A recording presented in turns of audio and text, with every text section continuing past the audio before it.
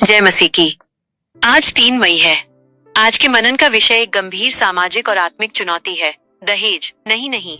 मुख्य पाठ मत्ती अध्याय 22 आयत 36 से 40। आज का वचन, यदि कोई कहे कि मैं परमेश्वर से प्रेम रखता हूँ और अपने भाई से बैर रखे तो वो झूठा है। 1 यूहन्ना अध्याय 4 आयत 20।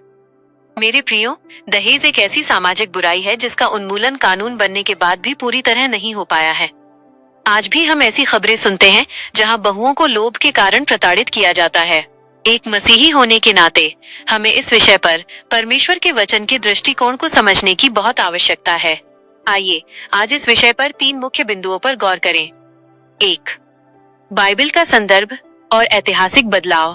प्राचीन समय में दहेज का अर्थ पत्नी पाने का मूल्य होता था, जहां वर पक्ष वधू के परिवार को भेंट देता था। जैसे याकूब ने राहेल के लिए 7 साल मेहनत की, लेकिन आज ये पति पाने का मूल्य बन गया है, जो पूरी तरह से गलत है। परमेश्वर का प्रेम निस्वार्थ है। पिता परमेश्वर ने हमारे लिए अपने पुत्र को दे दिया और हमसे बदले में कुछ नहीं मांगा। मसीह ने कलीसिया से प्रेम किया और स्वयं को उसके लिए दे दिया। विवाह का आधार प्रेम और त्याग होना चाहिए, न कि व्यापार। 2. चरित्र बनाम संपत्ति। जब विवाह में पैसों का लेन देन मुख्य बन जाता है तो आत्मिक पतन शुरू हो जाता है। बहुत से मसीही युवकों ने केवल धन के लालच में आकर उस सर्वोत्तम जीवन साथी को खो दिया जो परमेश्वर ने उनके लिए चुना था।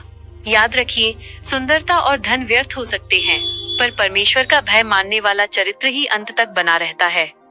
लड़कों में ये साहस होना चाहिए कि वे अपने माता पिता से स्पष्ट कह सकें, मैं बिकने के लिए तैयार नहीं हूँ। दहेज के लिए केवल माता पिता को दोष देना पुरुषत्व नहीं है। 3. समानता और न्याय। अक्सर परिवारों में संपत्ति के मामले में लड़कियों के साथ सौतेला व्यवहार किया जाता है, जो बाइबल के सिद्धांतों और समानता के कानून के विरुद्ध है। यदि माता पिता अपने बेटे और बेटियों में भेद करना छोड़ दें, तो ये दहेज प्रथा को खत्म करने की दिशा में एक बड़ा कदम होगा। ये बड़े दुख की बात है कि आज कुछ मंचों से इन बुराइयों पर बात नहीं की जाती और कुछ लोग तो इस गलत धन पर भी आशीष चाहते हैं। मेरे भाइयों और बहनों, यदि हम परमेश्वर से प्रेम करने का दावा करते हैं, तो हम अपने ही भाई या बहन वधू पक्ष का शोषण कैसे कर सकते हैं?